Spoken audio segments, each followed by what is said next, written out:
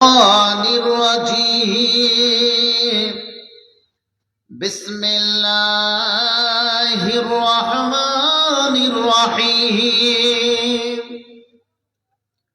فإن خير الحديث كتاب الله وخير الهدي هدي محمد صلى الله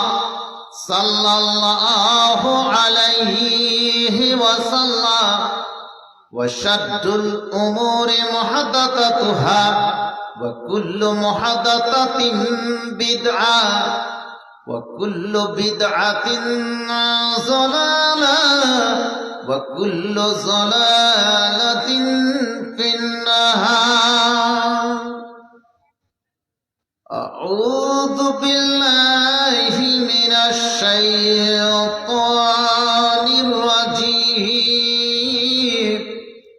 بسم الله الرحمن الرحيم قوا أنفسكم وأهلكم نارا. وقال النبي صلى الله عليه وسلم البكر بالبكر مئة جلدة وتغريب عام.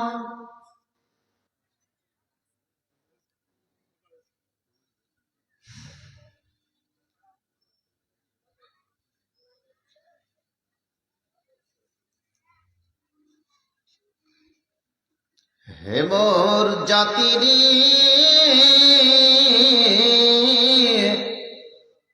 হে মোর জাতিরে আর কতদিন পোহাবে এ দুনিয়া। হে মোর জাতিরে আর কতদিন পোহাবে এ দুনিয়া। তোমার আশা বৃথা নয়, তুমি মুসলিম তুমি মুমিন, এটাই তোমার পরিচয়।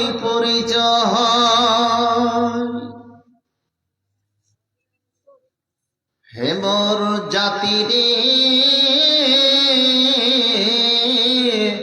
কেন এসেছো এ দুনিয়ায়?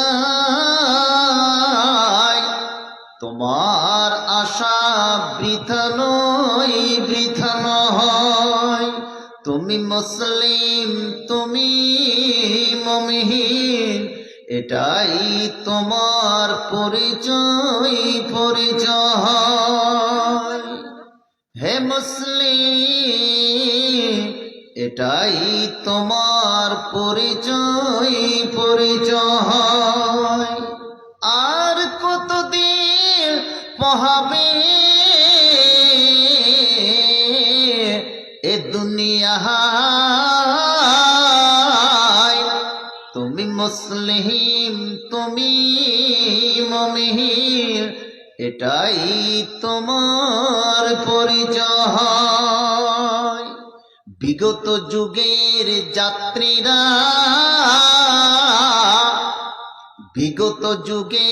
যাত্রীরা আলবিদা বলেছে এ দুনিয়ায়, তাই তোমরা বেঁচে আছি শুধু তোমার মহিমায়। তাই তোমরা বেঁচে আছি শুধু তোমার মহিমায়। হে মোর জাতিরে কেন এসেছো এ দুনিয়ায়? তোমার আশা বৃথা নয়, তুমি মুসলিম তুমি মুমিন, এটাই তোমার পরিচয়। এটাই তোমার পরিচয়। শ্রদ্ধেয় যোগ্যতম সভাপতি মহাশয়,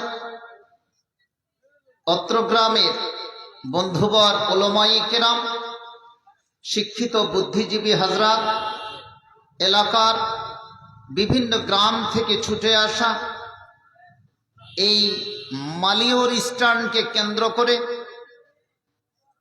সমস্ত ছোট বড় নির্বিশেষে দিন দরদি কাফেলা এবং ভ্রাতৃবৃন্দ, পর্দানাসীন মা বোনেরা, প্রশংসা মাত্রিস আল্লাহ রাব্বুল আলামিনের, যার বিশেষ অনুগ্রহে এত চিৎকারটা নয়,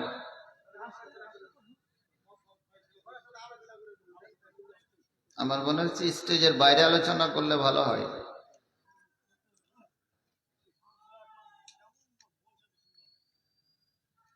প্রশংসা মাত্রিস আল্লাহ রাব্বুল আলামিনের, যে আর বিশেষ অনুগ্রহে এবং কৃপায় আমরা সকাল সন্ধ্যা থেকে নিয়ে এ পর্যন্ত আল্লাহর রাস্তে হাদিস কোরআনের কিছু কথা ধারাবাহিকভাবে বিভিন্ন বক্তা আলোচকের মুখে বিভিন্ন বিষয়ে শুনে এসেছি। আল্লাহ যেন সমস্তগুলোকে আমাদের আন্তরিকতার সঙ্গে কবুল করে সকলে পড়ে আমিন।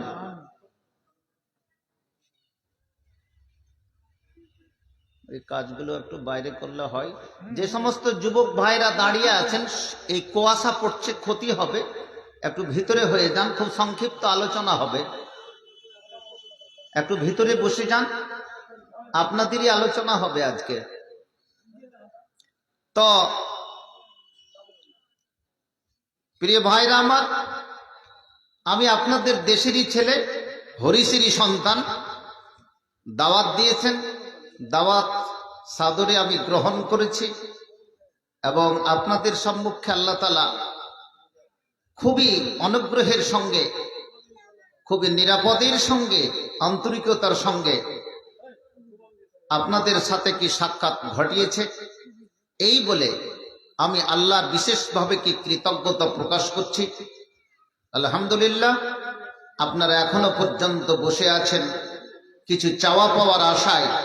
সকলকে আন্তরিক প্রেম ভালোবাসা অভিনন্দন জ্ঞাপন করছি এবং পাশাপাশি পর্দার পাশে মা বোনেরা যে আছেন তাদেরকেও আমি আন্তরিক ভালোবাসা শুভেচ্ছা জানাচ্ছি।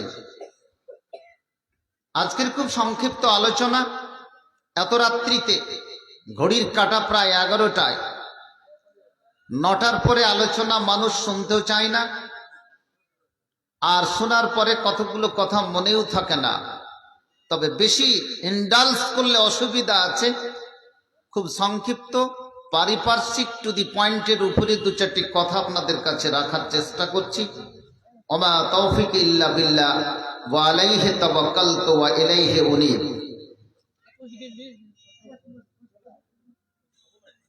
বক্তৃতাটা কি আমি ছেড়ে দিব?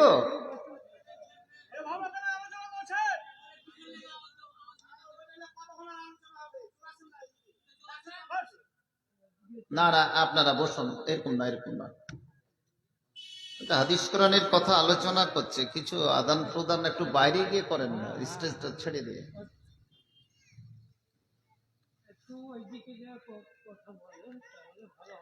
আচ্ছা ভাইরা আমার, আজকে একটু সামান্য আপনাদের কি বিষয় হচ্ছে, যদি পরিবার থাকে তাহলে ইসলাম থাকে, আর পরিবার যদি না থাকে তাহলে ইসলাম থাকে না। বিষয়টা হচ্ছে এটা। পরিবার একটা ইসলামকে বাস্তবায়িত করতে গেলে প্রথম অবস্থায় হাত দিতে হবে কি পরিবারের উপরে। পরিবার যদি ভেঙে ভেঙে টুকরো টুকরো হয়ে যায়, ইসলামের ধৈর্যি ব্যাকবোন সেখানে করে সির দাঁড়া টুকরো টুকরো হয়ে যায়। এটা হচ্ছে পয়েন্ট। এই শিরোনামাটাকে মনে রাখবেন বক্তৃতার শেষে, যে সেখানে করে বুখারীর তরজমাতুল বাব অনুসারে কিন্তু মিলে যাবে বিষয়টা। কেন? পরিবারের সাথে ইসলামের কি সম্পর্ক হলো প্রশ্ন হতে পারে। পরিবার কি জিনিস? বিষয়টা হচ্ছে আজকে যে সমস্ত কি পরিবারগুলোকে ধ্বংস করে দেওয়া হয়েছে, সেই পরিবারের ধ্বংস হয়ে যাওয়ার কারণের জন্য ইসলাম কিন্তু ধ্বংস হয়ে গেছে। প্রিয় ভাইরা, কেমন? আজকে যারা বিরোধী শক্তি, যেমন ব্রাহ্মণ্যবাদ শক্তি, ইহুদিবাদ শক্তি, খ্রিস্টবাদ শক্তি, একটা দল লেগে আছে যে মুসলিমদের পরিবারগুলোকে ভেঙে ভেঙে টুকরো টুকরো করে করে মাটির সঙ্গে কি মিশিয়ে দেওয়া, এ আন্দোলন, এ পরিকল্পনা কিন্তু তারা করে চলেছে। কিছু কিছু পরিবার আল্লাহর রাস্তায় কি বেঁচে আছে একমাত্র কিতাব এবং সুন্নাতের উপরে। একবার অন্তর থেকে পড়া যায় আলহামদুলিল্লাহ, বলুন আলহামদুলিল্লাহ। কারা বাঁচিয়ে রেখেছে আর কারা বাঁচিয়ে রাখতে পারেনি, তার সঙ্গে আর একটা বাক্য জড়িয়ে দেন। আখেরাতের বাগানটা, জীবনটাকে আপনাকে সাজাতে হবে পৃথিবীর ইবাদত বান্দিকে দিয়ে, এটা পরিষ্কার কথা। ইসলামকে সাজাতে হবে পরিবার দিয়ে। বিয়ে শাদী করে নিয়ে আসলে যেমন একটা ঘরকে সাজায়, বাসর ঘর থেকে ঘরটাকে সাজানো হয় স্বামী স্ত্রীর দাম্পত্য জীবনের মাধ্যমে, ঠিক পরিবারকে সাজাতে হবে ইবাদত বান্দিগির মাধ্যমে, তাহলে ইসলামকে প্রস্ফুটিত হবে। বেশি বিস্তারিত ভূমিকাতে যাচ্ছে না, আপনাকে শুধু খালি আমি টিপসটা দিয়ে যাচ্ছি। প্রিয় ভাইরা আমার, এই পরিবারকে কি ভেঙে দেওয়ার জন্য আজকে অনেক রকমের আলমিয়া চ্যালেঞ্জ চলছে, কিন্তু আমরা আজকে বুঝছি না, শুধু বক্তৃতা শুনি, উঠিয়ে দিই। কিছু কিছু আলেম আমরা বক্তৃতা রাখি, বাস্তবে তার ব্যাখ্যা বিশ্লেষণ মানুষের কাছে কিন্তু আমরা ডিসপ্লে করতে পারি না। কারণ মাওলানাই আমি বুঝি না, তো মানুষকে সঠিক জিনিসটা দেব কি করে? এবারে তো শ্রোতা তো কি পরের কথা। অনেকে বলে থাকে যে তুমি শুধু খালি দুনিয়া দুনিয়া করছো, কথাটা বলে না, তোমরা শুধু খালি দুনিয়া দুনিয়া করছো গ্রাম বাংলাতে, কিছু আখেরাত সম্পর্কে কিন্তু ভাবো। কিন্তু এই কথাটা কিন্তু 100%, 100% ভুল কথা। এইদিকে দেখুন ভাই, আজকে বক্তৃতা হচ্ছে না, আজকে আমি একটা দার্স দিচ্ছি আবু দাউদ নাসাই শরীফের বা তিরমিজির। ভালো করে কথা শুনবেন, কারণ নবী বক্তৃতা দিয়েছেন স্থানকাল পাত্র অনুসারে। কে আমার সম্মুখে বসে আছে, তারা কি চাইছে এত রাত্রিতে, সময়টা কি চলছে, জায়গাটা কি সিমরা মালিহরের জায়গা, জি ওই অনুসারে বক্তৃতাটা খুব সংক্ষিপ্ত পরিবেশন করছি। কথাগুলো শোনার চেষ্টা করবেন, আশা করি কাজ দিব। যারা দাঁড়িয়ে আছেন বসে যান, বেশি লম্বা আপনাদেরকে সময় নেব না, কারণ আমার আলোচনাটা আমি চেয়েছিলাম 9টা থেকে 10:30 পর্যন্ত, কিন্তু কথাটা আপনারা মানেননি, আমার আলোচনাটা লাস্টে নিয়ে গেলেন। তাহলে একটু কষ্ট করতে হবে, আমি যেমন কষ্ট করছি। প্রিয় ভাইরা আমার, তো কথাটা হচ্ছে, এই কথাটা মারাত্মক ভুল কি যে তুমি খালি দুনিয়া দুনিয়া করছো, আখেরাত সম্পর্কে কিছু তো ভাবো। এই কথাটা কিন্তু আমি বলছি 100% ভুল। যে বলছে কি যে দুনিয়া দুনিয়া করছো, কথাটা কিন্তু সঠিক বাক্য, দুনিয়া দুনিয়া করাটাই সঠিক। কেমন করে? আমরা যখন দোয়া করছি, এক যুগে ইমামেরা দোয়া করতো, তার পিছনে সবাই আমরা আমিন আমিন করতাম না? কথা বলতে হবে। কি দোয়া পড়ছি? রব্বানা আতেনা ফিদ দুনিয়া। আমি কিন্তু গজাল পড়েছি সেই অনুসারে, রব্বানা আতেনা ফিদ দুনিয়া, হে আল্লাহ আমাকে দাও দুনিয়াতে। দুনিয়াটাকে কেমন করো? হাসানা দাও, একবারে সুন্দরভাবে সাজিয়ে দাও। বলুন আলহামদুলিল্লাহ। তারপরে কথাটা আসছে, তার বিপরীতে শব্দটা আছে অফিল আখেরা, এবং আখেরাত কো হাসানাতান, তুমি সৌন্দর্য নেকি দিয়ে তুমি পরিপূর্ণ করে দাও। বোঝা গেল না? তাহলে দুনিয়াকে সাজাতে হবে, তারপরে আখেরাত হবে। জালসা না করে, মসজিদ না করে দুনিয়া থেকে কি আপনি চলে যা বিপদে পড়বেন নাকি? জালসা তো করেছেন দুনিয়াকে সাজাবার জন্য, মসজিদ করবেন, মসজিদে নামাজ পড়বেন, আল্লাহ বিল্লাহ করবেন, তাহলে তো কবরে গিয়ে আপনি পরিত্রাণ পাবেন। বুঝাতে পারলাম কি পারলাম না? তাহলে দুনিয়া করতে হবে, দুনিয়াকে বুঝতে হবে। মধ্যখানে একটা কথা বলে দিই, ইসলাম কি বলেছে যে তুমি খালি গরিব হয়ে থাকো? মৌলভী সাহেবের আওয়াজ করবে, 20,000 টাকা করে নিয়ে যাবে, ওর তো বাস্তবতা সংসার আছে, জীবন করছে। ইসলামের দারিদ্রতার কোনো ছাপই নাই। আমরা এই ডিসপ্লে দিতেই পারিনি আপনাকে। আপনাকে পরিষ্কার কি বুঝাতে পারেনি? হযরতে আলী বলছেন, যদি দারিদ্রতাটা, ফাকিরিটা যদি মানুষ হতো তা আমি কাতাল করে দিতাম। নারে তাকবীর। কি বলছেন হযরতে আলী? চতুর্থ খলিফা, নবীর প্রিয়ত জামাই, প্রিয়ত কি চাচাতো ভাই, তিনি রওয়ায়াত বর্ণনা করছেন, দারিদ্রতাটা, ফাকিরিটা, জি গুরবাতটা যদি কোনো মানুষ হতো তাহলে আমি একে তরবারি দিয়ে দ্বিখণ্ডিত করে দিতাম, কাতাল করে দিতাম। কারণ দারিদ্রতা মানুষকে কোথায় নিয়ে যায়? কুফুরের দিকে নিয়ে যায়। আজকে ফিলিস্তিন, গাজার ছোট ছোট ছেলে মেয়েরা খেতে পাচ্ছে না, সেটা কি পয়সার অভাবে? তো কোথায় চলে যাচ্ছে? নিচের ইমানকে কি বিক্রি করে দিচ্ছে, তাই না? দারিদ্রতা। ইসলামে আপনাকে পয়সা উপার্জন করতে বলেছে, তবে উইথ মোরালিটি, আন্তরিকতার সঙ্গে, ইনসাফের সঙ্গে। আপনাকে আমি বুঝাতে পারছি না, কারণ আপনাকে শুধু টিপস দিচ্ছি। হজ করতে গেলে টাকা লাগবে না বিনা টাকাতে হজ হয়ে যাবে? বলুন কথা। আপনাদের কোনো অসুবিধা হচ্ছে? তো কথা কেন হচ্ছে? চুপি চুপি কথা বলেন না তো আমাকে নামিয়ে দেবে। হজটা, হজের কোন গরিবের এটা না কোন ধনী মানুষের? আচ্ছা, যাকাত গরিব দিবে না ধনী দিবে? কুরবানি কে দিবে? ধনী দিবে না গরিব দিবে? সাদকা, খায়রাত, দান গরিব করবে না ধনী করবে? তাহলে ইসলামকে কোন জায়গায় গরিবের কথাতে আসলো? আমি বুঝতে পারছি না আপনাদের। খালি গরিব গরিব হয়ে থেকে যাওয়ার, মানুষের কাছে খালি টাকা চাওয়া, ওই কথা তো বলেনি। ইসলামে 10 জন সাহাবীকে একই মজলিসে বিভিন্ন পর্যায়ে তাকে জান্নাতের সার্টিফিকেট দিয়ে দেওয়া হয়েছিল দুনিয়াতে। তার মধ্যে 8 জন সাহাবী ছিলেন সবচেয়ে কি বড় ব্যবসায়ী। একটা নারা হোক, নারায়ে তাকবীর। সবচেয়ে কি বড় ব্যবসায়ী, যাদের কি পিছনে শও শও হাজার হাজার কি সাহাবায়ে কেরাম কি খাটাখাটি করেছেন, তারাই হচ্ছে কি 8 জন সাহাবী ইসলামের গণ্ডিটাকে এগিয়ে নিয়ে চলেছেন। পরিবার বুঝাতে চেয়েছে, আল্লাহ রসুলের যে বিয়ে শাদী, 40-25 বছরের কি সন্তান যুবক, আর বিয়ে হলো 40 বছরের একজন কি যুবক, একজন বৃদ্ধা রমণী, সেটা হচ্ছে মা খাদিজা রাদিয়াল্লাহু তাআলা আনহা। তাহলে এই বিয়েটা কেন হয়েছিল? আরবের সবচেয়ে কি ধনী বণিক, সবচেয়ে বড় ব্যবসায়ী, সেটা ছিলেন হযরতে খাদিজা রাদিয়াল্লাহু তাআলা আনহা। সেই টাকা দিয়ে ইসলামের গণ্ডি, ইসলামের পতাকা আরবের মাটিকে কেন্দ্র করে মক্কা মদিনা হয়ে 7টি মহাদেশের আনাচে কানাচে ইসলাম কি প্রস্ফুটিত হবে, এটাই ছিল কি বাস্তবতা। এখন কি খাদিজার মাল আরবের মাটিতে কি ধরা আছে? আজকে সমস্ত কি ইসলামের পথে কি বিলীন করে দিয়েছে। প্রিয় ভাইরা আমার, এটা হচ্ছে কি ইসলামকে জেনে নিতে হবে। আমি বুঝিনি ইসলাম, ইসলামকে বুঝারও চেষ্টা করিনি। আর একদল মনে করি যে আমাকে ফকির হয়ে চেয়ে খেতে হবে, একদল মনে করে কি যে ও আমাকে হুজুর হুজুর বলবে, আমি টাকা দেব। ইসলাম কিন্তু ইসলামকে ডাজন্ট কি সাপোর্ট ইট, ইসলাম কিন্তু এটা সাপোর্ট করে না। এবং একজন মানুষ এ কাজ কিন্তু করতে পারে না। পরিবারকে কিন্তু ভেঙে টুকরো টুকরো করে দেওয়ার কি পরিকল্পনা চলছে। আমরাই কি আজকে কি ভেঙে দিয়েছি।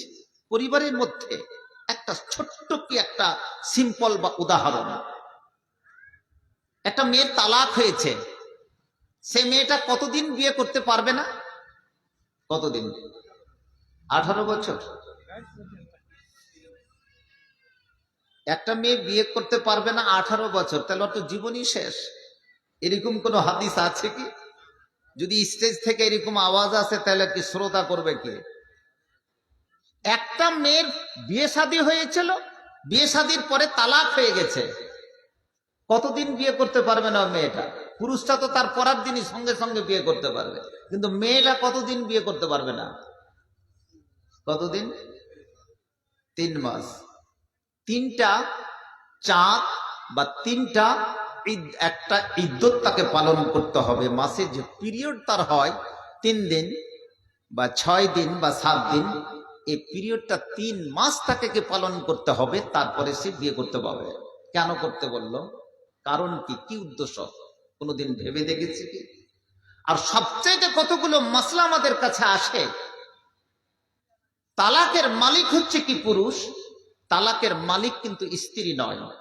স্ত্রীর তরফ থেকে যদি তালাক হয়ে যায়, কোনো স্বামীর আন্ডারে আছে, স্বামীর ভাত খেতে চায় না, ওকে ভালো লাগে না ওই মেয়েকে, আমি তোমার ভাত খাবো না, অতএব মেয়ের তরফ থেকে যেটা তালাক হয় এটা গ্রাম বাংলাতে বলা হয় খোলা তালাক। কি বলে ভাই? খোলা তালাক। পুরুষ যদি তালাক দেয় তাহলে মোহর দিয়ে ছাড়বে, মেয়ে যদি তালাক নেই তাহলে যা কিছু আছে পুরুষ তোকে দিয়ে দিলাম, তোর আমি কিছু রাখতে চাই না। এখন এই যে খোলা তালাক হলো, এই মেয়েটা কতদিন অপেক্ষা করবে? এর ইদ্যত কতদিন? 1 মাস। আমাদের সমাজে দেখা যায় 1 মাসের মধ্যেই এখনো ইদ্যত পালন হয়নি এই বেঈমান শয়তানেরা, গরু খাওয়া কি মাথা মোটারা একটা ভালো যুবক পেয়েছে, মেয়ের বিয়ে দিয়ে দিবে, দিয়েছে। এ কোন হাদিস পেয়েছো? কোথায় পেয়েছো? তুমি তোমার সরঞ্জামকে শেষ করে ফেলেছো একটা পরিবারকে। এবারে ওই মেয়ের পেট থেকে যে বাচ্চা তৈরি হবে, ওই বাচ্চাটাকে আর আগের স্বামীর হবে না পরের স্বামী, তুমি বলতে পারবা? কারণ তার ইদ্যতি শেষ হয়নি, তার পিরিয়ডে। কেন? যেই সমস্ত আবর্জনা পিরিয়ডের মাধ্য দিয়ে মেয়েদের 3 দিন বা 5 দিন বা 7 দিন চলে যায়, এটা রেহানকে পরিষ্কার করে দেয়। পূর্বের স্বামীর যদি কিছু থাকে তাহলে সেটাকে পরিষ্কার, মেডিকেল সায়েন্স বলছে, শরীয়ত বলছে যে এটা শেষ হয়ে যায়, তারপরে তাকে পরিষ্কার পরিচ্ছন্ন হয়ে দ্বিতীয় জায়গাতে তুমি সংসার করো। দ্যাট ইজ দ্য শরীয়ত। এটাই হচ্ছে, দিস ইজ দ্য ফ্যাক্ট। ঠিক বুঝতে পারলাম? পরিবারকে তুমি ধ্বংস করে দিয়েছ। আবার আর একটা কথা বলছি, একটা মেয়ের স্বামী মারা গেল, কতদিন বিয়ে করতে পারবে না? কতদিন? যে কিচ্ছু জানে না এখনকার লোকেরা। আমি বলছি কি যে সমস্ত প্লাস্টিকের ব্রেন। মালিহরের লোকেরা তো একটু মানে অ্যাডভান্স, এরা তো কিছু জানবে। কত? 4 মাস 10 দিন যোগ করে দেন। 4 মাস 10 দিন পুরুষের শোক মানাবে একটা স্ত্রী। তারপর 4 মাস 10 দিন পর যদি ইচ্ছা করে সে ঘর সংসার করতে পারে। 4 মাস 10 দিনের মধ্যে যদি বিয়েটা করে না, হালাল হবে না হারাম? যদি বিয়ে হয়ে যায়, বাচ্চাটা যেটা হবে সেটা কি হবে? যারও সন্তান হবে কি হবে না? তাহলে পরিবারটাকে ভাঙছাটাকে পরিবার, যে পরিবারে ইসলাম নেই, কোন সেখানে করে কোনো ইসলাম নেই। ওরে আমার যুবক যুবতীকে জেনে রাখুন, পরিবার সম্পর্কে যদি তোমার জ্ঞান না থাকে, যেই পরিবারকে আল্লাহ রসুল 1450 বছর আগে তার ভূমিকা পালন করে দিয়েছেন, তার বিবৃতি বলে দিয়েছেন যে কিভাবে তুমি পরিবারকে সাজাবে, কিভাবে সুন্দর করে ইবাদত বান্দিগি দিয়ে। ওরে যুবক যুবতী জেনে রাখুন, জেনে রাখুন, তোমার বয়স 30 বছর হয়ে গেল, 40 বছর হয়ে গেল, তুমি কি ঘোড়ার ট্যাঙ্ক পরিবারকে সাজাবে? কোরআনের আলিফ বা তাসা তুমি বুঝো না, বুঝো না। আজকে আলিফ লাম তুমি পড়তে জানো না, একটা অক্ষর পড়তে জানে না। যেখানে আম্মি জান মা আয়েশা রওয়ায়াত করছেন, মান ক্বারা হারফান মিন কিতাবিল্লাহ ফালাহু হাসানা ওয়াল হাসানাতু বিআশারি আমসালিহা। ওরে যুবক যুবতী জেনে রাখুন, জেনে রাখুন, তুমি যখন 30 বছর হয়ে গেল, 40 বছরে তুমি পৌঁছে গেছো, কিন্তু তোমার এখনো পর্যন্ত তুমি একটা কোরআনের অক্ষর পড়তে পারলে না। এবারে যখন তোমার মৃত্যুর ঘণ্টা বেজে যায়, হঠাৎ রূপে স্ট্রোক হয়ে যায়, হঠাৎ রূপে যখন তোমার কিডনি ডাউন হয়ে যায়, শুধু তাই নয়, হঠাৎ রূপে যখন তোমার স্ট্রোক হয়ে জগৎ থেকে তুমি বিদায় হয়ে গেলে, এবারে মালিহরের লোক বলবে, প্রত্যেকটা যুবক যুবতী বলবে, কবরে তুমি কোন সামান নিয়ে গেলে, কোন সামগ্রী নিয়ে গেলে, সেই কবরে তোমার হিসাব কে দিতে হবে। ওরে যুবক, তুমি শুধু গরু খেয়ে থাকলে, প্রত্যেকটি জালসাতে তুমি হাজিরি দিলে, পরিবার সম্পর্কে তুমি কোরআন বুঝলে না, তোমার জীবন আজকে শেষ, প্রায় মৃত্যু প্রায় শেষ হয়ে গেল। অতএব প্রত্যেকটা যুবকের হিসাব সেই হিসাবে হবে যেইভাবে কোরআন তার জন্য বলে দিয়েছে। বুঝতে পারছেন না? পরিবারে শুধু আমি স্টেজ জাম করে কথা বলছি এত রাত্রে, একজন বিবাহিত ছেলে যদি একজন বিবাহিত মেয়ের সঙ্গে যদি জেনা করে নেয়, শরীয়ত তাকে কি করতে বলেছে ভাই? আস্তাগফিরুল্লাহ, এরকম কোন হাদিসই নেই রাজাম করতে বলেছে। স্টেজে যেটি 4 জন বসে আছে, হিসাব কিন্তু নিয়ে যাব, দাঁড়ান না, আমার বক্তৃতা হতে দেন। একজন অবিবাহিত ছেলে, একজন অবিবাহিতা মেয়ে, আপোষে তারা খারাপ কাজ করে ফেলেছে, জেনা হয়ে গেছে, শরীয়ত কি বলেছে? দৌড়া মারতে হবে। আমি হাদিসটা কিন্তু পাঠ করেছি, আল বিক্র বিল বিক্রে জলদ মিয়া মিয়া তো জলদাতিন, 100 কোড়া মারতে হবে। মালিহরের মাটিতে এরকম কোনোদিন ঘটনা ঘটেওনি, কোন মডল সর্দার কেউ মারেওনি নাকি? পরিষ্কার পরিচ্ছন্ন এখানকার লোক। এই যে আমার এক খালাতো ভাই বসে আছে হাজি বেলাল সাহেব, এরাই হাকে মানুষ করেছে। আর ভাবিটাও বোধহয় জালসা শুনতে এসেছে জি। তো যা হোক, তো কথাটা হচ্ছে যদি বিয়ে শাদী অবিবাহিত হয়, শরীয়ত বলেছে 1500 বছর বাগে তাকে 100 কোড়া লাগাও। আর আমাদের দেশে কোড়া মুলবি সাহেবেরা লাগায় যদি হয়, কোড়া তো মারামারি নেই, তখন আমরা দেখেছি ছাত্র জীবনে, কিন্তু এখন কোড়া মারামারি করছে। একসঙ্গে 10 খান্ডা 5 খান্ডা 20 খান্ডা বেঁধে দিলে বাস, এত সুন্দর করে ভদ্র মার তাকে দিল যেন তুই যেন এই কাজ আরো করিস, তা না? এই ভদ্রমার এখনো কিন্তু মার হচ্ছে না। আর কি বলেছে, মালিওরের চত্বরে যেন ওর চেহারা না দেখা যায়। তা গ্রিব আম 1 বছরের জন্য তাকে পাঠিয়ে দিতে হবে ইউগান্ডা শহরে, নাকি বলে না অনেক সময় তুঝকো ইউগান্ডা ভেজ দিয়া যায়গা अगर तुम्हारी हरकत ऐसी रहे तो। ইউগান্ডা হচ্ছে সবচেয়ে মানে আফ্রিকার একটা নগণ্য বলে পরিচিত হতো, কিন্তু ইউগান্ডার আজকে সন্তান আজকে আমেরিকার নিউ ইয়র্কের আজকে পৌরপতি, সারা বিশ্বের মাটিতে জি কি জোহরান মামদানি কিন্তু তাহালকা কি মাচ্ছি দিয়েছে মুসলিম ঘরের ছেলে। কিছুদিন পরে কি দেখা যাবে কি আমেরিকার জি ওয়াশিংটন ক্যালিফোর্নিয়ার বিভিন্ন জায়গা থেকে তার আজকে কি সেই ইমপ্রেশন কি প্রভাব কি দেখা দিয়েছে। সে কিন্তু ইউগান্ডারই ছেলে, আর কিন্তু বাবা কিন্তু ভারত জন্মভূত, ভারত কিন্তু বাবা কিন্তু ভারতের, মা হচ্ছে কি গন্ডার। আজকে দখল করে নিল কি নিউ ইয়র্ক শহর, মুসলিম ঘরের ছেলে। আপনারা দেখেছেন ফেসবুকে কি অবস্থাটা, এমনকি আমেরিকার ট্রাম্প পর্যন্ত কি বসতা স্বীকার করেছেন। এই ব্যক্তি তখন ঘোষণা দিয়েছিল যে ইসরায়েলের মাটি থেকে যদি নেতানিয়াহু যদি নিউ ইয়র্ক শহরে যদি আসে, তাকে আমি গ্রেফতার করে কি জেলে বন্ধ করব। চিন্তা করেছেন? আজকে সেই ঘোষণা দিয়েছে। ইমানের স্পিড, পরিবারকে কিভাবে সাজিয়েছেন চিন্তা করেছেন।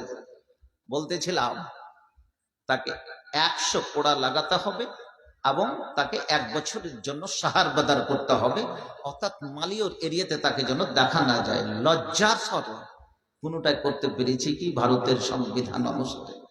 প্রতি মুহূর্তে জানা হচ্ছে, প্রতি মুহূর্তে কি পরকীয়া হচ্ছে, প্রতি মুহূর্তে কি বয়ফ্রেন্ড গার্লফ্রেন্ডের মতো বিভিন্ন পার্কে ঘোরাঘুরি করছে। আপনি পরিবার কি সাজাবেন? হে, পরিবারকে তো শেষ করে দিয়েছেন। এই জালসা থেকে গিয়েও ঘরের কোণে গিয়ে রাত্রি 2টা পর্যন্ত যুবক যুবতীরা অশ্লীল কর্মকাণ্ড করে, ছবি দেখে, অশ্লীল ছবি দেখে, ইনস্টাগ্রাম কি চালায়, জি পর্নোগ্রাফি দেখে। বাবা মা জানে না কি করবেন?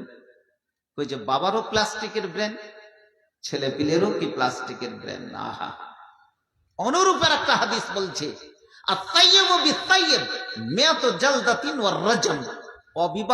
বিবাহিত ছেলে বা বিবাহিতা মেয়ে যদি জেনা করে নাই, তার থেকে যদি বুড়ো বুড়ি অনেক সময় কি জেনা করে নিচ্ছে, কোন বুড়ো কোন যুবতী মেয়ের সঙ্গে কি ফেসে গেল, ওকে বলছে শরীয়ত, এর কিন্তু শাস্তি শরীয়তে বেশি বেশি বর্ণনা করেছে।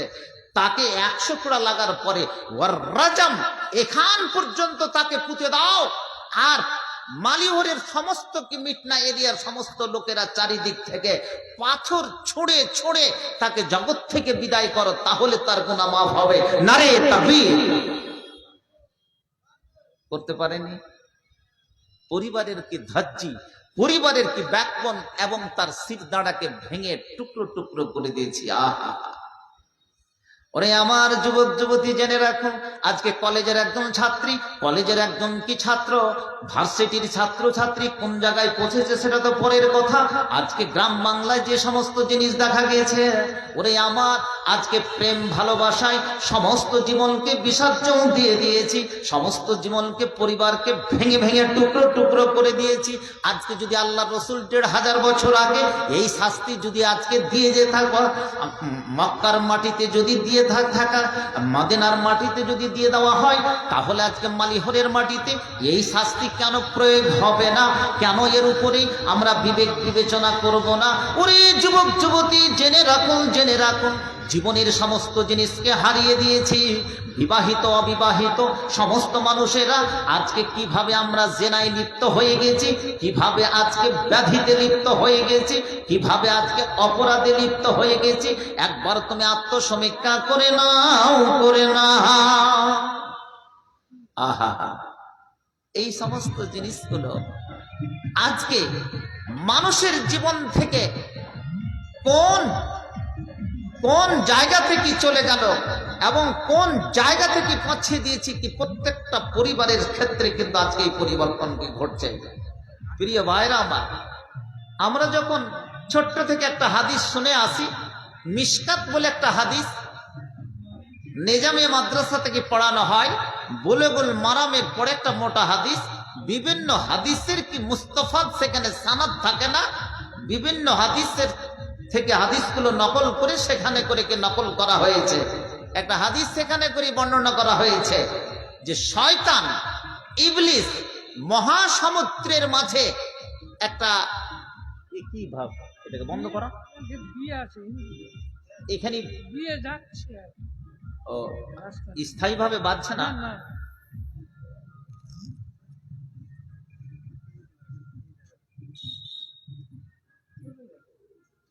কেন বন্ধ করছেন ওটা? কেন বন্ধ করছে?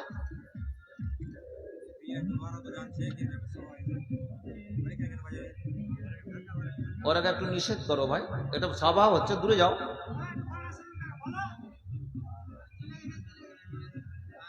মানে না, মার্জিত ভাষায় বলবো।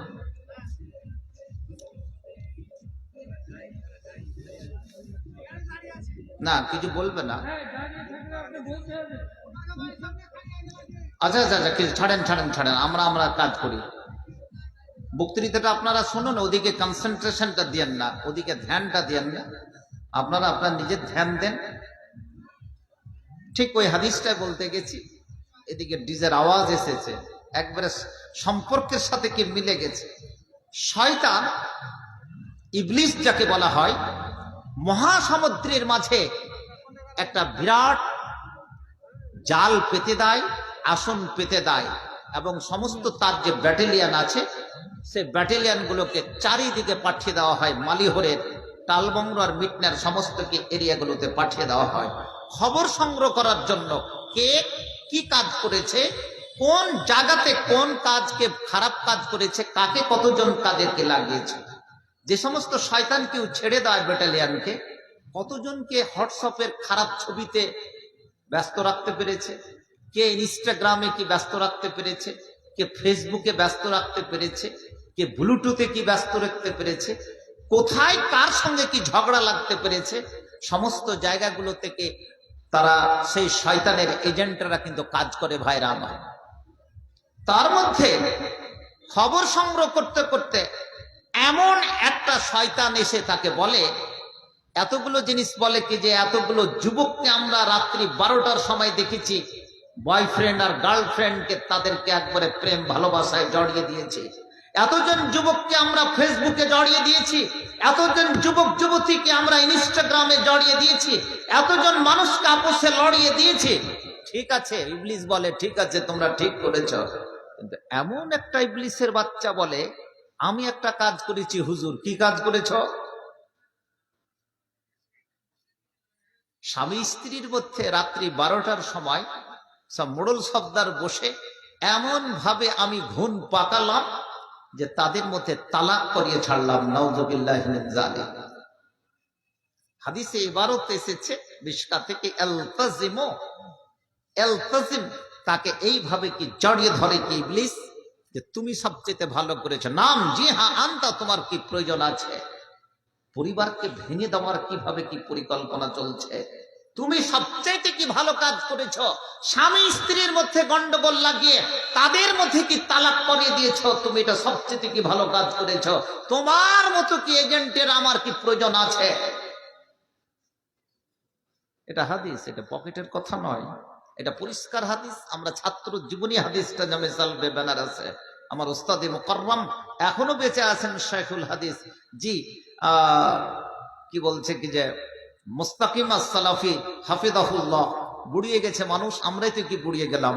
তিনি হাদিসটা কি বর্ণনা করেছিলেন, যে হাদিসটার ভাবটা আপনাদের কাছে আমি এখানে করে শোনালাম।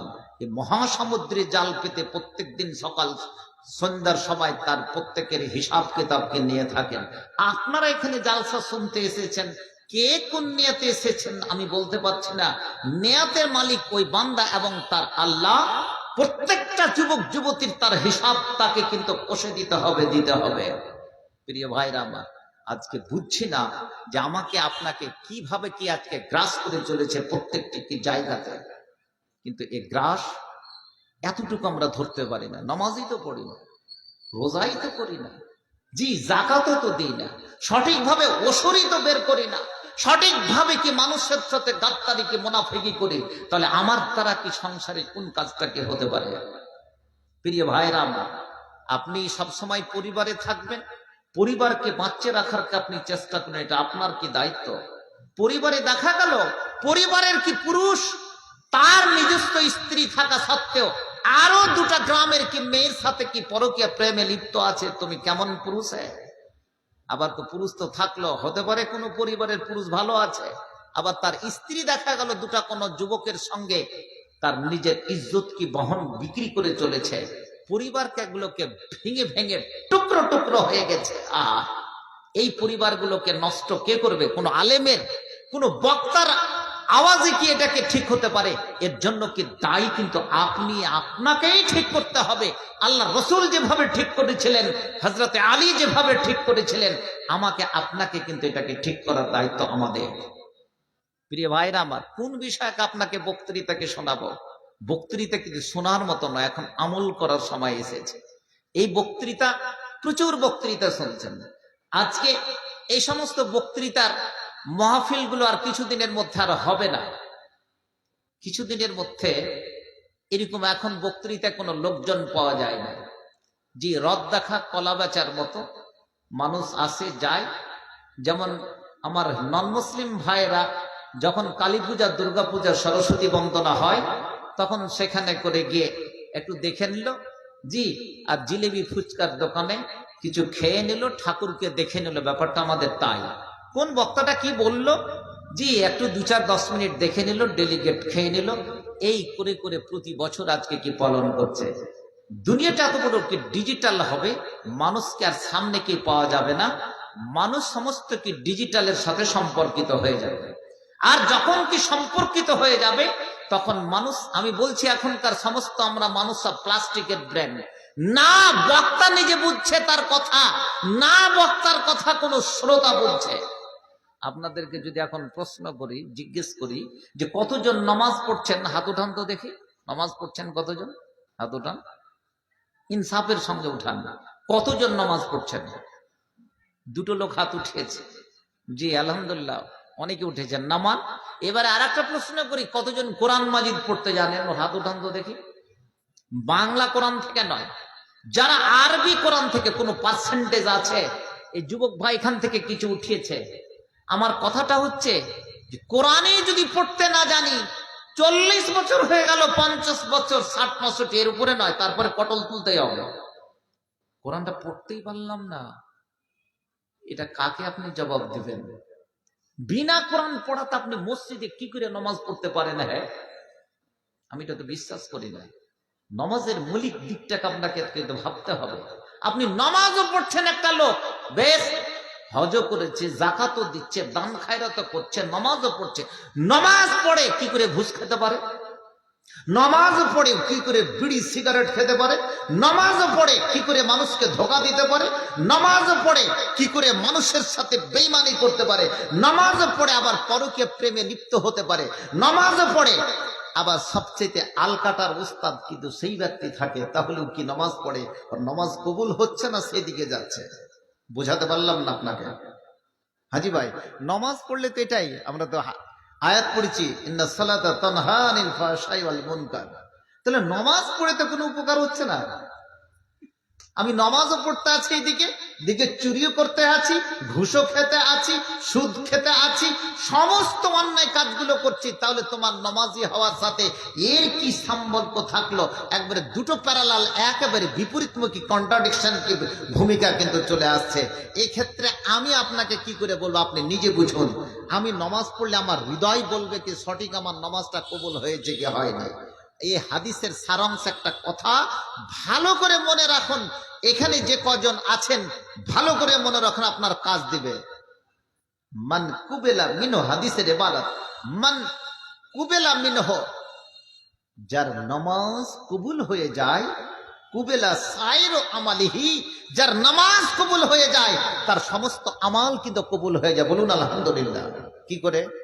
নামাজ যদি আল্লাহর কাছে কবুল হয়ে যায়, আপনার যদি কোনো জায়গায় কোতাহি থাকে, আপনার জাকাতও কবুল হয়ে যাবে, আপনার হজও কবুল হয়ে যাবে, সাদকাও কবুল হয়ে যাবে, সমস্ত জিনিস কবুল হয়ে যাবে, অটো কবুল হয়ে যাবে। এটা আপনাকে কেউ রুখতে পারবে না। কিন্তু প্রথম শর্ত হলো কি যে নামাজ আপনাকে সঠিক হতে হবে। আর নামাজ সঠিক করতে গেলে একজন as a Muslim can read or write or recite the holy Quran.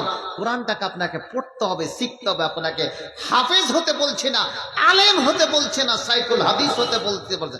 Only can read or right, that can কি সাপোর্ট ইট। এটা শুধু পড়তে হবে, একটু লিখতে হবে, এটাই হচ্ছে আপনার কাজ। এটা করা যাবে তো? স্ত্রী পড়তে জানে, তার কাছ থেকে কালকে আপনি 10 দিনের টিউশন নিয়ে নেবেন নিজের স্ত্রীর কাছে, এটা করা যায় না। স্ত্রীর কাছে কি করে পড়বো? হ্যাঁ, পড়তে হবে। স্ত্রী পড়তে জানা, পুরুষের কাছে 10 দিন টিউশন নেবেন, হয় পয়সা দিয়ে, না তো কিছু বিনা পয়সায় কি পড়াবে। এটা নেকির কাজ, এই কাজটা করুন। জালসা করে কিছু হবে না, আর ডেলিগেট খেয়ে কিছু হবে না। আর 20 মণ জি মাংস, 20 কুইন্টাল মাংস খরচ করে মসজিদে টাইলস করে আর মার্বেল দিয়ে আপনাকে জান্নাত থেকে জান্নাতে নিয়ে যেতে পারে না। That's very impossible. কে বলতে পারে না? আমার কাছে এরকম কোনো হাদিস নেই ভাই, কোনো আলেমের কাছে নেই। এটা আমি একটা চ্যালেঞ্জ করছি।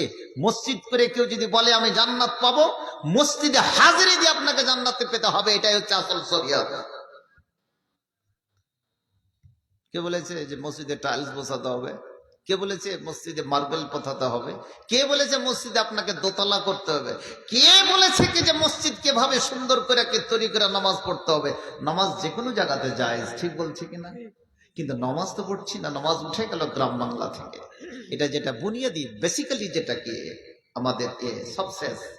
ওরে আমার যুবক যুবতী জেনে রাখো, মালিহরের যুবক যুবতী জেনে রাখো, তুমি যদি সত্যিকারী যুবক হও, সত্যিকারী যদি যুবতী হও, তুমি যদি একজন মাস্টার হও, তুমি যদি একজন মাওলানা হও, তুমি সর্দার মন্ডল হও, তাহলে তোমার প্রথম ধাপ হবে কোন তুমি ইবাদত বান্দিগিতে যেও না রে, যেও না। প্রথম অবস্থায় কি আসসালাতু ইমাদুদ্দিন আমরু আওলাদাকুম বিসসালাহ। ওরে তুমি নামাজটা কায়েম করে নাও, সঠিকভাবে কায়েম করে নাও। একজন মানুষ যদি নামাজ পড়ে, যুবক নামাজ পড়ে, যুবতী নামাজ পড়ে, কোনো অন্যায় কাজ করতে পারে না, পারে না, পারে না। কোনো ঘুষ খেতে পারে না, কাতাল করতে পারে না, বেঈমানি করতে পারে না, শয়তানি করতে পারে না। এটাই হলো নামাজের পরিচয়, পরিচয়। ওরে যুবক যুবতী জেনে রাখো, জীবনে অনেক অন্যায় গোনা কাজ করেছি, অনেক আমি বেঈমানি শয়তানি করেছি। এখন একবার কি একটু ফিরে আসি, আসল সততার দিকে ফিরে আসি। এইভাবে চলতে চলতে যখন আমার জীবন 50 বছরে পরিণত হয়ে যায়, তখন আমি পূর্ণাঙ্গ একজন কি মানুষ। আল্লাহর কাছে দোয়া করতে থাকুন, আল্লাহ গো, জীবনে আমি অনেক অন্যায় কাজ করেছি, এই সমস্ত কাজগুলো থেকে আমাকে তুমি দূরীভূত করে দাও, জীবনকে তুমি ইবাদত দিয়ে সাজিয়ে দাও। এটাই তোমার কাছে চাইছি রে আল্লাহ, তাছাড়া আমার কাছে অন্য কোনো পথ নেই। এবং তুমি আমার স্রষ্টা, আমি তোমার সৃষ্টি, তুমি আমার খালিক, আমি তোমার কি মাখলুক। এই সম্পর্ক যেন চিরদিন থেকে যায়, থেকে যায়। পৃথিবীতে মানুষ আসে আর যায়,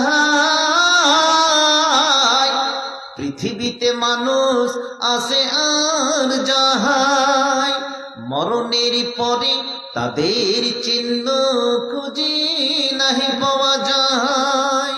পৃথিবীতে মানুষ শুধু অশান্তি ছড়ায়, ভাই ভাই দ্বন্দ্ব ছাড়া আর কিছু নাই, কিছু নাই। ভেবে দেখো মুসলিম, আমি তুমি আছি যে কোথায়। ভেবে দেখো মুসলিম, আমি তুমি আছি যে কোথায়। আমানতদারি, দিয়ানাতদারি সমস্ত কিছু কিন্তু শেষ করে ফেলেছি। আজকে আলোচনাটা পরিবার থেকে নিয়ে বিক্ষিপ্ত দিকগুলো আলোচনা করছি।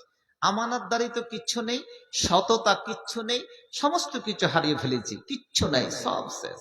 মুসলিম যে কিছুদিনের মধ্যে কোথায় যে যাবে, পৃথিবীর 202 কোটি মুসলিম ফেসবুক ইনস্টাগ্রাম খুললে সব জায়গায় খালি কিলাকিলি, আর সব জায়গায় শুধু খালি মার আর খুঁত চলছে। কার উপরে? কে মার খাচ্ছে? সব মুসলিম যেদিকে যাবে সব। একে খালি মার খাওয়ার জন্য পৃথিবীতে সৃষ্টি করেছে। আর হরিশ্চন্দ্রপুরের বাদেটিকে সৃষ্টি করেছে খালি গরু খাওয়ার জন্য। তুমি গরু কিনো আর জালসা করো আর মসজিদ করো, এটাই করা হয়েছে। কারণ জান্নাতের খাবার তো ফের গরুরই মাংস হবে না, বুখারীর হাদিস।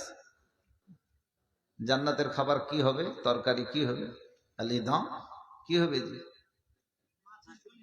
আর মাছের কলিজা তো পাই না, মাছের কলিজা, ছোট মাছ তো নাই, বড় মাছ, মাছের কলিজা। আর কি হবে? আর সও শব্দ এসেছে। আর গরুর মাংস হবে, আগে থেকে প্র্যাকটিস করা আছে আমাদের সব বাদীদের, অসুবিধা কিছু নাই। হাজি ভাই, কবরে যে 3টা প্রশ্ন করা হবে, এই প্রশ্নটি তো দেখতে পাই না যে কোনো নমাজের প্রশ্ন, নমাজ পড়া হবে না, কোনো জাকাত দিয়া, না কোনো হজ করে। আমি কিন্তু একটু আলাদা মানুষ, আলাদা ভাবে বলছি। 3টে কিন্তু রাজনৈতিক প্রশ্ন করা হবে কবরে। যারা টিএমসি করছে তারাও ঠিক করছে, যারা সিপিএম করছে তারাও ঠিক করছে, যারা কংগ্রেস আই করছে তারাও করছে, যারা আইএমএম করছে সব করছে। কারণ কবরের প্রশ্ন যেটি করা হবে সেটি কিন্তু রাজনৈতিক প্রশ্ন। প্রথম প্রশ্নটা কি আউট আছে? কি প্রথম প্রশ্ন করা হবে জি? মার রব্বুকা, তার মানে তোমার প্রভুকে। এখানে নমাজ রোজার কথা কি এসছে? দাঁড়াজি, নমাজ রোজার কথা এসছে কি? তার মানে তুমি কার আইন মেনেছ? মার রব্বুকা মানে। দ্বিতীয় প্রশ্ন যেটা করা হবে, মা কি ভাই? মা দিনুকা, তোমার দিন কি? তার মানে তুমি কোন দলের লোক, টিএমসি না সিপিএম? কাল থেকে এইভাবে কেউ মতির লোক হয়ে যাবেন, কেউ তুজিমুলের হবে, কেউ মোস্তাকের হবে, কেউ আরো কেউ আসাদুদ্দিন ওইসির হয়ে যাবে। দরকার নেই এগুলো করে, কি দরকার? তো 1 মাস ধরে খেটে খেটে মসজিদ তৈরি করা। প্রশ্নের তো জানিস, জানাই আছে। মার রব্বুকা মা দিনুকা। লাস্ট যেটা কোশ্চিন করা হবে, মান নবিয়ুকা, তুমি আইন মেনেছো কার, দল করেছো কার, আর মান নবিয়ুকা, তোমার দলের নেতা কে ছিল? যে যে দল করে ওই দলের নেতা বলে দিবে। যেদিন কবরে যাবে কিছু তো জানি না, সমস্ত কি লিখে দিয়ে দিবে। 3টা কবর, 3টা প্রশ্নের উত্তর লিখে দিবে মা, লিখে দিবে বাবা, শিক্ষক। যেমন মধ্যযুগে ক্যাথলিক এবং প্রোটেস্ট্যান্ট ক্যাথলিকের মধ্যে যে 4 গির্জাতে গন্ডগোল হতো মধ্যযুগের ইতিহাসে, যারা যারা চার্চের যারা সাধু, যারা চার্চের যারা মালিক ছিল, তারা লিখে দিত ছাড়পত্র, কবরে গিয়ে ওগুলোকে রেখে দেওয়া হতো। কোনোদিন কি সেখান থেকে পরিত্রাণ পাওয়া যাবে? এখনো কিন্তু সেই যুগটা চলে এসেছে প্রিয় ভাইরা আমার। ওরে আমার যুবক যুবতী, জেনে রাখো, তুমি যদি নামাজ পড়ে থাকো, রোজার করে থাকো, তুমি যদি আজকে হজ করে থাকো, সাদকা খায়রাত করে থাকো, তাহলে 3টা প্রশ্ন তোমার উত্তরে আসবে। যদি তোমার মা বাবা শিক্ষক লিখে লিখে কবরের কাছে যদি রেখে দেওয়া হয়, কবরে এবং সেখানে যদি মোবাইল দিয়ে দেওয়া হয়, মোবাইলের টাওয়ার দিয়ে দেওয়া হয়, কোনো জিনিস তোমার কাজ করবে না, জানা জিনিস তোমার সমস্ত কি ভুলে যাবে। এটাই হচ্ছে তোমার কি কথা। যদিও রাজনৈতিক প্রশ্ন মনে হয়, কিন্তু এটা তোমার সমস্ত দিনই শরীয়তগত প্রশ্ন। এই প্রশ্নকে তোমাকে কালচার করতে হবে। মসজিদে যদি 5 ওয়াক্ত তুমি হাজিরি দাও, এই প্রশ্নের উত্তর সহজ হয়ে যায়, সহজ হয়ে যায়। তাবলিগি জামাতের ভাইরা বলতো, বলে না জি, সকালে যদি এই দোয়াটা পড়ো ভাই, এত একবারে হিমালয় পাহাড়ের সমান নাকি, বলে না? সন্ধ্যার সময় যদি শুয়ে যায়, যদি তুমি এই দোয়াটা পড়ো, এতগুলো নেকি। ফাজাইল আমালের তাবলিগি জামাতের কিছু কিছু কথা, যদিও যে রওয়ায়েত গুলো কি দুর্বল থাকে, তবে কথাটা হচ্ছে এটা আমালিয়াতের ক্ষেত্রে পড়তে পারা যায়। জাওয়াজের সূরাত এসেছে। আমি মতভেদী মাসলাতে যাচ্ছি না, কিন্তু জিকির আজকার তো করতে বলেছে। বলেন, তোমার তো ঠোঁটই লড়ে না, ঠোঁট লড়বে কি? প্রথমে মধ্যখান থেকে বিছান থেকে উঠেই প্রথমে তো বিড়িটা আগে খাচ করে ধরিয়ে দিয়ে বাথরুমে গেলাম। বাথরুমে যাওয়ার দোয়াটা তো পড়তে হবে, জানেই না তো। বাথরুমে যাওয়ার দোয়াটা কি কি পায়খানা থেকে, অত কি মাওলানা মনে থাকে? তখন তো পায়খানা লেগেছে না, দোয়াটা পড়বো না কি? কিছু বলছে না, কাউরই মনে নেই। কিছু কিছু লোক খাবা মানুষ আছে, উজে ফের যখন বসতে যাবে, বাথরুমে বসতে যাবে, তখন দোয়াটা পড়বে। ইয়া দারুণ বড় অন্যায়। বাইতুল before entering into the bathroom, ঢোকার আগেই আপনাকে কি পড়তে হবে, কিন্তু বাইতুল খালাতে অর্থাৎ বাথরুমটা কি, ওখানে দোয়া কি কিছু পড়া যাবে? নিষিদ্ধ, হারাম। ইট ইজ কি প্রহিবিটেড অর রিস্ট্রিক্টেড কি টু মেনশন ক্যানি দোয়া কি from the holy Quran or হাদিস। এটা কি নিষিদ্ধ, তখন আপনি পড়তে পারেন না। তখন আপনি যদি বলেন কি লা ইলাহা ইল্লা আনতা সুবহানাকা ইন্নী কুনতু মিনাজ জালিমিন, যেমন হযরত ইউনূস পড়েছিলেন মাছের পেট থেকে প্রশান্ত মহাসাগরের মাটি থেকে, দোয়াটা কবুল হয়েছিল না হয়নি? তো আমার আমার বাথরুম থেকে দোয়াটা পড়ছি, পায়খানা হচ্ছে না, কষা পায়খানা, কিংবা পায়খানা এমন কি লেগেছে, আমাশা পায়খানা, তখন যদি দোয়া পড়ে, ওর মতন বেকুব কেউ হবে? তখন দোয়া পড়া কি নিষিদ্ধ? বুঝেই না। দোয়া পড়তে হবে। উঠার দোয়া জানি না, শোয়ার দোয়া জানি না, খাওয়ার দোয়া জানি না, খাওয়ার পরের দোয়া জানি না, বিবির সঙ্গে সহবাত করার দোয়া, মাওলানা এটা দোয়া তো কি মনে থাকে তখন? এই যুবক যুবতী, সমস্ত জিনিস কার? পরিবারকে আপনি সাজাবেন কি দিয়ে? এটাই তো ইবাদতকে দিয়ে সাজাবেন। পরিবার নেই, ওই যে বললাম যে ওর বাপ কি চিনতে পারবে না? এক মাস তার ইদ্যত, খোলা তালাকে বিয়ে দিয়ে দিল, কে তার বাপ হবে? ছেলের মেয়েটা গর্ভবতী হয়ে গেল, আগের স্বামী না পরের স্বামী। একটা মেয়েকে তালাক দিয়ে দিলাম, 3 মাস পর তার বিয়ে হবে, তার আগে বিয়ে দিয়ে দিলে ছেলেটা কার হবে? শরীয়ত এখানে সেট করতে চেয়েছে প্রত্যেকটা পরিবারকে, যে তার প্রত্যেকটা যুবক যুবতীর আসল তার পরিচয়টা কি? বাপ না মা? বাবা। এখন এসআইআর যুগে আপলোড হচ্ছে না নিজের নামে, দেখা গেল নিজের নাম করতে গিয়ে দেখা গেল কোনো মেয়ের নাম চলে আসছে, আমার আইডিতে কোনো মেয়ের নাম চলে আসছে, কোনো দাদির নাম কোনো মেয়ের নাম চলে আসছে। তখন করতে হচ্ছে কি, নিজের বাবা বা দাদুর যদি আইডি দিয়ে সেটাকে যদি আপলোড করা যায়, তাহলে তার চলে গেল। কারণ প্রত্যেকটা মানুষের পরিচয় হচ্ছে কি তার বাপ, পিতৃ পরিচয়। আর এই পিতৃ পরিচয়কে একমাত্র পরিবারের আসল সিদ্ধারা হচ্ছে কি বাপ, মা নয়। বাবা যদি তার পরিচয় যদি না পায়, তাহলে ওই পরিবার কিন্তু আর থাকে না। পিতৃ পরিচয় যদি না থাকে, ওই পরিবার যদি না থাকে, তাহলে কিন্তু ইসলামও সেখানে ঘুরে থাকে না। আমি বুঝাতে পারলাম না? বক্তৃতা একবারে সেমটে নিচ্ছে, বেশি জানবো না। এই তো একবারে ঘড়ি 11:30 চলে গেছে, আধ ঘন্টার মধ্যেই কিন্তু টেনে নেব। 12টার ঊর্ধ্বে 1 মিনিট এদিকেও ছাড়বো না, ওই দিকেও ছাড়বো না। কামরুল বলে দিস রে, বেশি লম্বা বক্তৃতা দেওয়া উচিত। তার আগে, আচ্ছা আগে চলে যাবে। তা কি বলছিলাম, কথাটা কি বলছিলাম? কেমন সভাপতি ভুলে গিয়েছে। নৌকার যদি মাঝি ঠিক না থাকে, তাহলে নৌকা কিন্তু বিভিন্ন গতিপথ পরিবর্তন করে। কোন জায়গাটা বলছিলাম? আমার এক ক্লাসমেট ছিল, বর্তমান মালয়েশিয়াতে আছে। বেনারসে যখন আমরা পড়ি, এত ব্রিলিয়েন্ট ছেলেটা। এই পরে শিক্ষক কি বলবে, হয়তো বলতে বলতে কি শব্দটা বলবে, ওর সঙ্গে থেকে থেকে হ্যাবিট হয়ে গেছে। স্যার, এই স্যারটাই আপনি বলতে চাইছেন, ঠিক ওই শব্দটাই বলবে, যার সঙ্গে যেটা হ্যাবিট হয়ে গেছে। পরিবারকে বুঝেনি, পরিবার একজন পুরুষ স্ত্রীকে বুঝেনি, স্ত্রী পুরুষকে বুঝেনি, বাবা ছেলে মেয়েকে বুঝেনি, ছেলে মেয়ে বাবাকে বুঝেনি, তাহলে তো পরিবার তো আর নেই। আছে কি? হ্যাঁ, ইদ্যত সম্পর্কে বলছিলাম। ইদ্যতকে যদি সঠিকভাবে আল্লাহ রসুল এমন ভাবে কি বিজ্ঞান মেডিকেল সায়েন্স সাইন করে গেছেন যে তার পিতৃ পরিচয় পাওয়া যাবে, পিতার পরিচয় পাওয়া যাবে। পিতার পরিচয় যদি না পাওয়া যায় তাহলে পরিবারের কোনো গুরুত্ব থাকে না, আর পরিবার যখন থাকে না তখন ইসলাম থাকে না।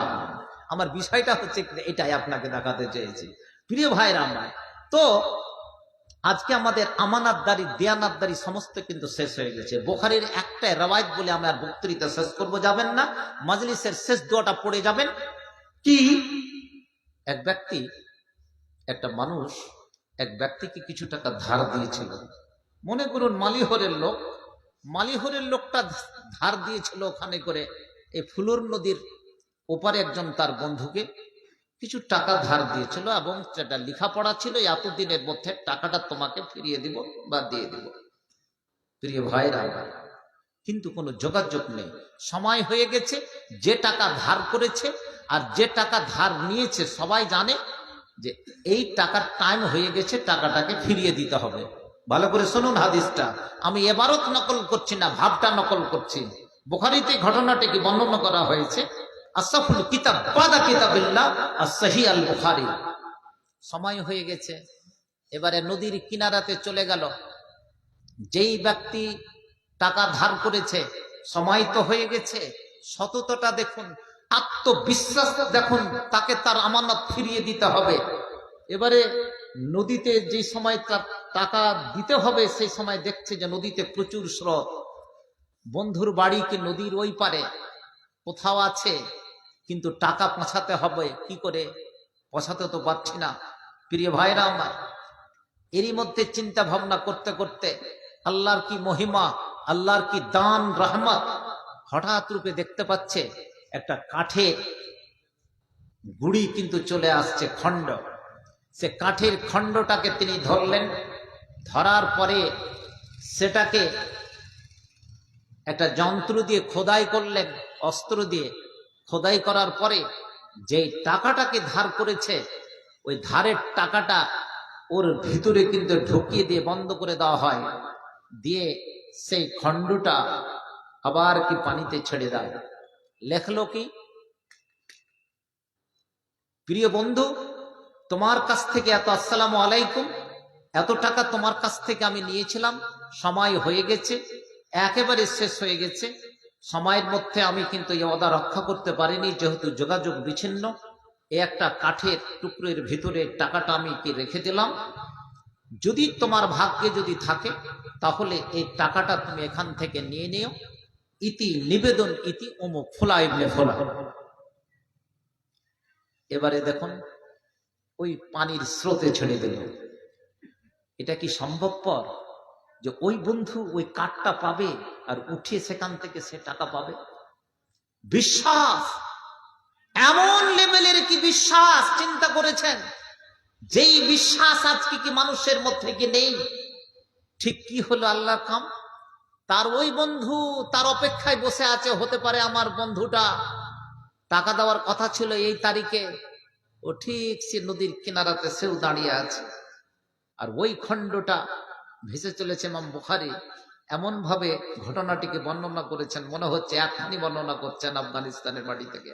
আহা, দেখলে যে এত বড় কাঠের খণ্ড ধরা যাক, কারণ যদি জ্বালানির কাজ হতে পারে, আখা চুলোর কাজ হতে পারে, ধরে নেওয়া হলো। ধরে নিয়ে গিয়ে এবারে সেটাকে কাটতে কাটতে দেখা গেল ওই জায়গাটাতে কি পৌঁছে গেছে, যেইখানে করে কি টাকা রাখা আছে, একটা চিঠি রাখা আছে। খুঁজে দেখলো, এই বলুন আল্লাহু আকবার, যেই টাকা সেই টাকাতে কি পৌঁছে গেল।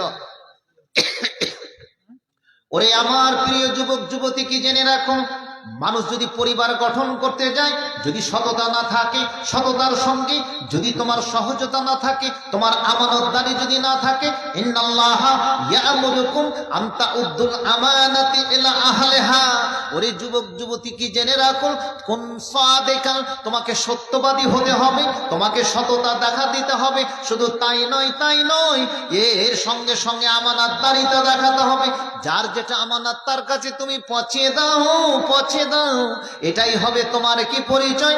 আজকে সেই ঋণদাতা ঋণদাতা এবং ঋণকারী ব্যক্তি দুইজনে তাদের মধ্যে অগাধ বিশ্বাস, আজকে লেভেলের জন্য, আজকে তাদের বিশ্বাসের জন্য, আজকে তাদের টাকা যেখানে করে যাওয়ার সেখান পর্যন্ত কিন্তু চলে গেল। ওরে যুবক যুবতী জেনে রাখো, তুমি যদি পরিবারের একজন সঠিক সদস্য হও, সঠিক যদি তুমি মেম্বার হও, তাহলে তোমার প্রত্যেকটা কথা আল্লাহ তাআলা সঠিকভাবে গ্রহণ করবে। এটাই হবে তোমার পরিচয়। আল্লাহ তারই নাম, খোদা তারই নাম, আল্লাহ যে তারই নাম, আল্লাহ তারই নাম, খোদা তারই নাম, আল্লাহ যে তারই নাম। বন জঙ্গলের পশু পক্ষী সবই ডাকে খুশি খুশি, তাদের মাঝে দেখো মিলনের ছবি বর্তমান। আল্লাহ তারই নাম, খোদা তারই নাম, আল্লাহ যে তারই নাম। আকাশেরই তারকারাজি সবই করে ঝিকিমিকি, তারই নূরে আলোকিত সারা গগনময়। আল্লাহ তারই নাম, খোদা তারই নাম, আল্লাহ যে তারই নাম, আল্লাহ তারই নাম, খোদা তারই নাম, আল্লাহ যে তারই নাম। লম্বা বেশি করা যাবে না, লোক একটা একটা করে উঠে চলে গেল। ভাই আপনারা 5 মিনিটের জন্য তো বসেন, শেষ দোয়াটা করবো। আসুন, ওই যে সবটি ছোট বাচ্চা ছেলেটি বসো, চলে এসো, একটু দোয়া করব। কথা হচ্ছে যার শেষ ভালো তার সব ভালো। একটু করে কথা বলবো যে লোকজন তোকে চলে গেল। এই কামরুল এখানে একটা চাদর ধরো তো, আপনারা একটু 5-10 টাকা 20 টাকা যে 50 টাকা করে দিবেন। লোক নাই তো কেমন করে কালেকশন করব। আপনারা যার শেষ ভালো তার সব ভালো না সব খারাপ? মানুষকে ইবাদত বান্দিগির সাথে সাথে পরিবারকে সাজাতে গেলে ইবাদত বান্দিগির একটা অন্যতম পথ হচ্ছে মানুষকে আল্লাহর পথে কে দান করা। প্রিয় ভাইরা আমার, মা বোনেরা কে আছে? সব চলে গেছে। মা বোনদেরকে আমি অনুরোধ করব, জি ভাঙা মজলিসে, ভাঙা সভাতে অনেক বড় বড় বিপ্লব এসেছে অল্প সংখ্যক লোকে। আমি একটু অনুরোধ করব সবাইকে, আপনারা 50টা 100টা করে টাকা যদি দিয়ে দিতেন তাহলে আল্লাহ রাস্তায় খুব ভালো হতো। 2 দিন চা খেতেন না। মাশাআল্লাহ, আমার বড় ভাই হাজি বেলাল হোসেন জি, হাজি আব্দুল সাত্তার আমার খালুর ছেলে, বড় ছেলে, আজকে কি 500টি টাকা দান করেছে সামখা নিবাসী। আল্লাহ গো, এই 500কে 500,000 বলে কবুল করে তার উদ্দেশ্যকে কি পূর্ণ করো। আল্লাহ যদি তার ছেলে মেয়ে যে অবস্থায় থাকুক তাদেরকে তুমি সঠিক জায়গা পথের দিশা করে দিও। পরিবারে কি তুমি জি বরকত দান করিও। বিভিন্ন অসুখ বিসুখ থেকে তুমি দূরে করো। আযহিবিল বাস রাব্বান নাস ইশফান শাফিলা শিফাআ ইল্লা শিফাউকা শিফান লা ইউগাদিরুকা সাকামা। আল্লাহ তুমি ডাক্তারের ডাক্তার, কবিরাজের কবিরাজ। আল্লাহ গো, তোমার কাছে কোনো জিনিসের অভাব নেই। আজ আমি দোয়া করেছি, আমি দিনহীন গুনাহগার, তোমার কাছে যাই কিছু করি না কেন জি তোমার কাছে খুবই কম। তুমি এই দোয়াকে কবুল করে নাও আল্লাহ। আল্লাহ গো, রুজি রুটিতে বরকত দান করো। পরবর্তী ইহলৌকিক জীবন পরলৌকিক জীবনকে তুমি সাফল্যমণ্ডিত করো। জি প্রেম ভালোবাসা এক অপরের মধ্যে বাঁচিয়ে দাও। আমিন আমিন। আল্লাহুম্মা সাল্লি আলাই আল্লাহুম্মা বারিক আলাই। প্রিয় ভাইরা আমার, 50-100টা করে টাকা চেয়েছি, আপনারা আসুন আমার সাথে একটু মুসাফা করে নেবেন আর দোয়াটা পড়ে কিন্তু চলে যাব। আমার হাজী সাহেব ভাইকে দিয়ে শুরু হয়েছে 500 টাকা দিয়ে।